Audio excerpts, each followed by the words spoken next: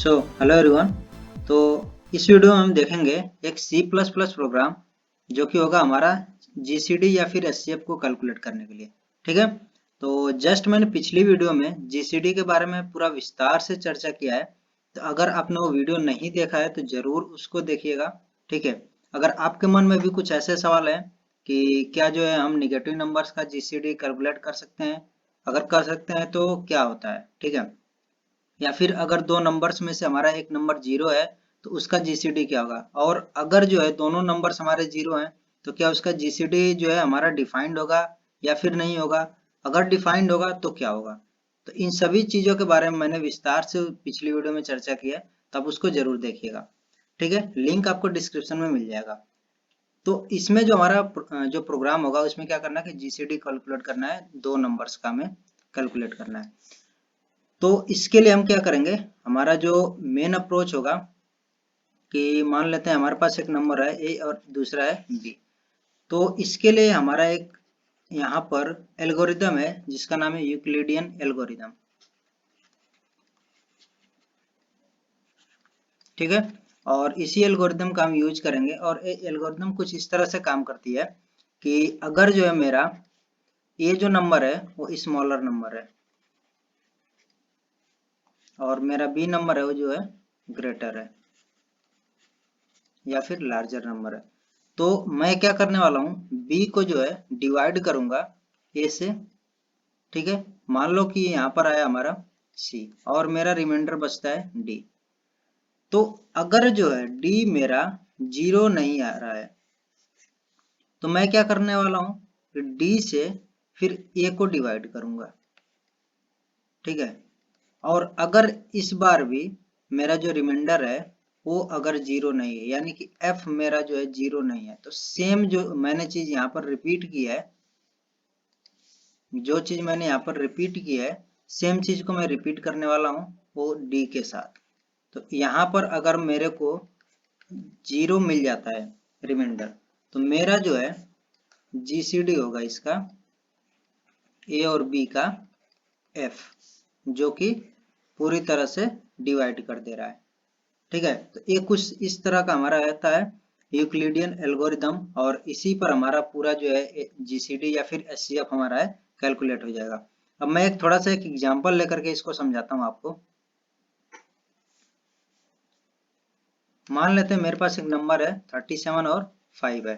ठीक है, तो 37 में से जो मेरा ग्रेटर नंबर होगा, जैसे यहाँ पर क्या था मेरा कि जो ग्रेटर नंबर था बी, उसको मैंने डिवाइड किया था स्मॉलर नंबर से। तो सेम काम मैं यहाँ पर भी करने वाला हूँ, 37 को मैं डिवाइड करूंगा 5 से, तो कितनी बार जाएगा 7 टाइम्स 35, यहाँ पर मिल गया मुझे 2। तो जो मेरा 2 है वो जीरो नहीं, यानी कि रिमाइंडर मेरा जीरो नहीं, तो मैं फिर क्या करूंगा 5 को डिवाइड करूंगा 2 से, और यहाँ पर 2 टाइम्स 4 1 मिल गया। अभी भी मेरा जो 1 मिल रहा है जीरो नहीं है, तो मैं क्या करने वाला हूँ इस 2 को डिवाइड करूंगा 1 से, और 2 टाइम्स 2। तो जैसे ही मुझे यहाँ पर जीरो मिला, तो जिस नंबर से डिवाइड करने के बाद मुझे जीरो मिला है वो मेरा होगा GCD। तो मेरा GCD हो जाएगा वो 37 और 5 का 1। ठीक है, तो इस तरह का है। अब देखिए लॉजिक हम किस तरह से बनाएंगे, तो उसके लिए मैं प्रोग्राम में आपको दिखाऊंगा कि हमारा लॉजिक किस तरह से होगा कि हम जो है इस तरह से डिवाइड करके सारे नंबर्स का वहां पर कर सकते हैं, और हमारा जो GCD होगा वो कैलकुलेट हो जाएगा। तो इसमें हमारा दो अप्रोच होगी। फर्स्ट होगा कि हमें जो स्मॉलर नंबर है और जो लार्जर नंबर है उसको फाइंड करना होगा, और दूसरे में हमें क्या करना होगा, ये जो यूक्लिडियन एल्गोरिदम है इसको हमें अप्लाई करना है। ठीक है, तो चलते हैं हम अपने ऑनलाइन कंपाइलर पर और उस पर अपना पूरा प्रोग्राम लिख करके इसको देखते हैं। तो अपने ऑनलाइन कंपाइलर पर हम अपना पूरा प्रोग्राम लिखेंगे। तो यहाँ पर जो हमारा सबसे पहला काम होगा कि जो भी हमारे नंबर है उनको हम इनपुट करा लें, तो उसके लिए हम यूज करेंगे सीन, और सीन के बाद से हमारे जो वेरिएबल होंगे, मैं यहाँ पर वेरिएबल दो क्रिएट करूंगा, num1 और num2।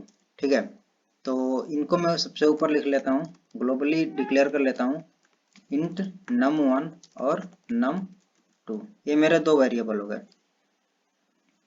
अब देखिए, अब हमें क्या करना है कि जो मेरी वैल्यूज हैं उनको मुझे जो लार्जर वैल्यू है और जो स्मॉलर वैल्यू उसको फाइंड करना होगा। तो मैं क्या करने वाला हूँ, दो और वेरिएबल यहाँ पर क्रिएट कर लेता हूँ।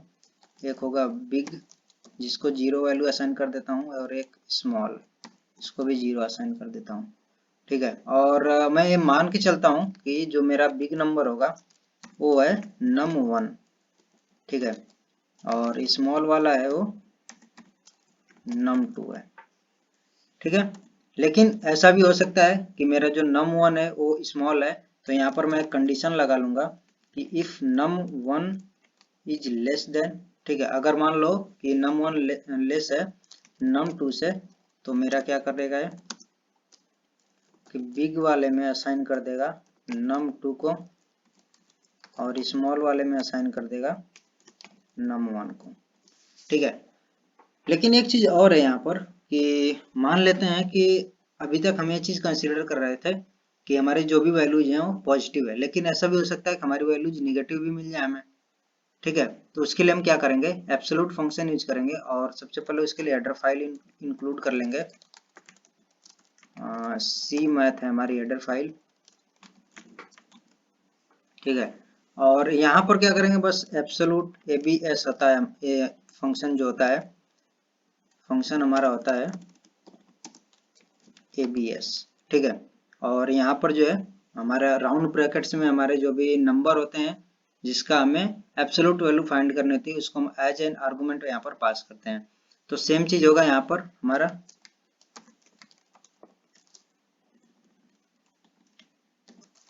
और सेम काम यहाँ पर कर लेंगे।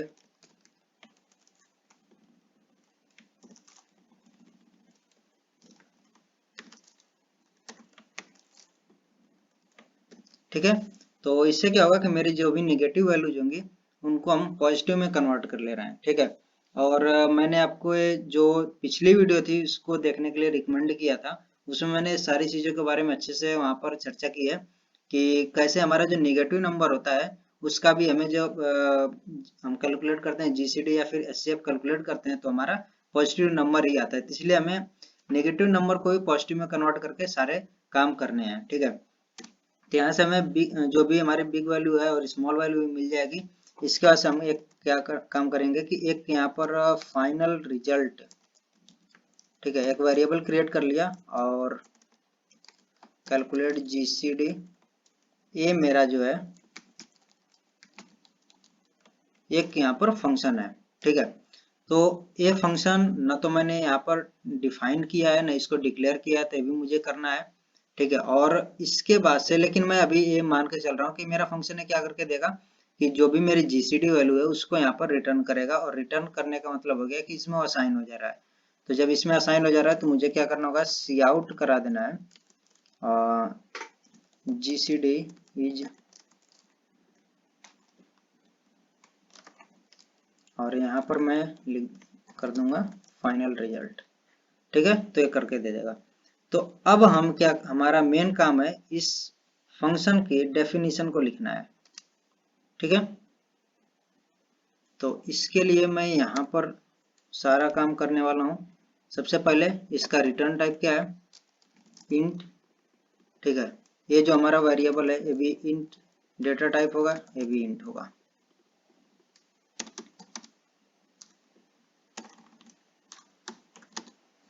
ठीक है, इतना काम करने के बाद सब देखिए, अगर आपके जो भी कोई एक वैल्यू अगर जीरो है, ठीक है, एटलीस्ट दो वैल्यूज में से अगर एक वैल्यू आपकी जीरो है, तो आपको क्या करना है, आपको जो है रिटर्न करना होगा कि दोनों का सम आप रिटर्न कर दो।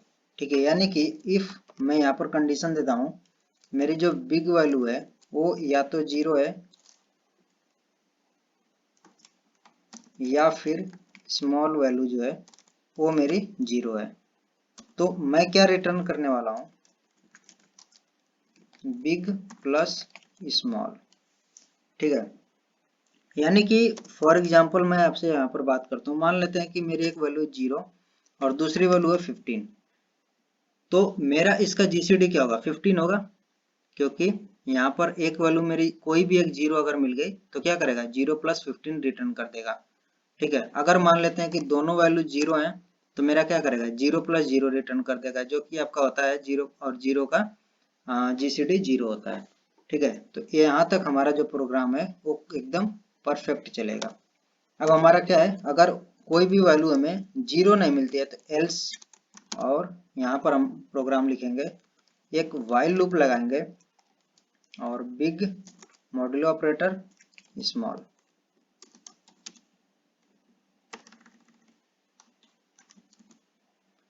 ठीक है, अब देखिए ये क्या, ये जो है व्हाइल लूप तब जाकर के हमारा यहाँ पर ब्रेक होगा जब जो है वो बिग नंबर जो हमारा है वो पूरी तरह से स्मॉल नंबर से डिवाइड हो जाएगा, यानी कि जो हमारा रिमाइंडर बचेगा वो जीरो हो जाएगा, उस टाइम पर हमारा व्हाइल लूप ब्रेक हो जाएगा। यहाँ तक क्लियर है। अब इसका हम एक इंट टेम्प एक वेरिएबल हम यहाँ पर बना लेते हैं और इसमें रख लेते हैं स्मॉल वाली वैल्यू को। ठीक है, क्योंकि हम स्मॉल वाली वैल्यू को अपडेट करने वाले हैं बिग और मॉडुलो ऑपरेटर स्मॉल से। ठीक है, तो बिग वाली में हम क्या रख देंगे, टेम्प वाली वैल्यू रख देंगे। ठीक है, तो यहाँ पर हम क्या कर रहे हैं कि सबसे पहले स्मॉल वाली वैल्यू को एक टेम्प वेरिएबल में हमने यहाँ पर रख लिया। अब जो स्मॉल वाला हमारा वेरिएबल है उसको हम अपडेट कर दे रहे हैं कि हमारा कितना जो है यहाँ पर रिमाइंडर मिल रहा है। ठीक है, क्योंकि आपका जो रिमाइंडर होगा उसी से आप डिवाइड करोगे जो आपकी दूसरी वैल्यू है। ठीक है, जो दूसरी वैल्यू कौन सी है, स्मॉल वाली, तो स्मॉल वाली आपका बिग वाली में आ गई। तो यहाँ पर सेम टास्क यहाँ पर फिर होगा, परफॉर्म होगा और ये तब तक चलेगा जब तक कि आपका रिमाइंडर जीरो नहीं मिल जाएगा। ठीक है, और जैसे ही आपका रिमाइंडर जीरो मिलेगा एल्स के बाहर आपको क्या करना है, रिटर्न करा देना है स्मॉल वाली वैल्यू को। अब आपका स्मॉल वाली जो वैल्यू रिटर्न होगी वो इसमें असाइन हो जाएगी फाइनल रिजल्ट में और आपका यहाँ पर प्रिंट हो जाएगा। ठीक है, तो अब हम इसको देखते हैं एक बार रन करा करके। मैंने यहाँ पर इनपुट दिया 15 और 37।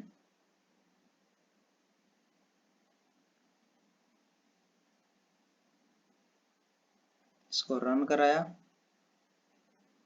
देख लेते हैं कोई एरर है नहीं है, सक्सेसफुली एग्जीक्यूट हो चुका है और हमारा GCD है 1। ठीक है, तो आप इसको जो है मैनुअली कैलकुलेट कर सकते हैं कि हमारा 15 और 37 का कितना आएगा। इसका से मैं यहाँ पर एक और देता हूँ, जीरो देता हूँ, तो मेरा जब जीरो रहेगा नंबर, यानी कि 15 और 30 का क्या हो जाएगा, 15 हो जाएगा। तो आउटपुट इसका चेक कर लेते हैं, आउटपुट है 15। और अगर मेरा यहाँ पर कुछ भी कोई भी वैल्यू जीरो मिलती है तो ये जो है मुझे यहाँ पर 15 देगा आउटपुट, यहाँ पर 15 मिल गया। अगर मैंने यहाँ पर निगेटिव वैल्यू यहाँ पर असाइन कर दी तब भी मुझे क्या मिलेगा, 15 मिलेगा। और ये जो सारी चीजें मैंने आपके साथ डिस्कस की थी पिछली वीडियो में, तो अगेन मैं आपको रिकमेंड करूंगा कि उसको जरूर देखिए अगर कोई भी डाउट हो रहा है तो। ठीक है, तो ये हमारा पूरा प्रोग्राम है, आप एक बार इसको देख सकते हैं।